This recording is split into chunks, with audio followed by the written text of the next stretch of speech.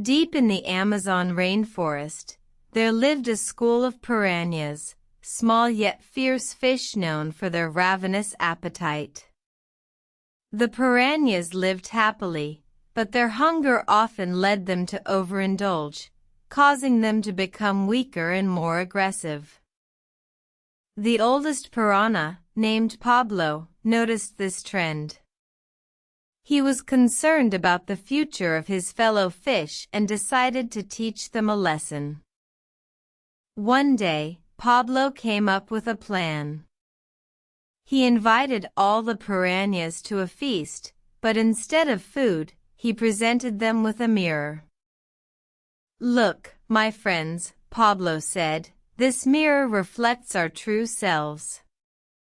Observe your images and tell me what you see." The piranhas gathered around the mirror and looked at their reflections. Some gasped, some cried, and some laughed. "What do you see?" Pablo asked again. "I see a strong, powerful fish," said one. "I see a fierce predator," said another. "I see a fish with sharp teeth and a fearsome body," said a third. Pablo nodded. "Yes, you do.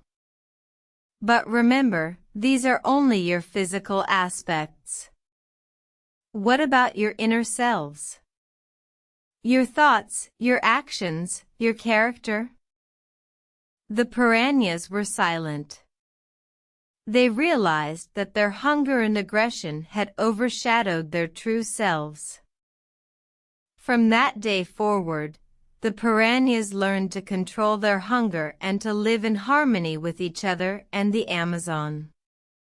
They learned that being strong and powerful is not just about what you can do, but also about who you are inside. And so, the lesson of the piranhas taught us all, to be truly strong, one must not only have a powerful body, but also a strong character. For it is our character that defines us, and it is our character that will guide us towards a better future.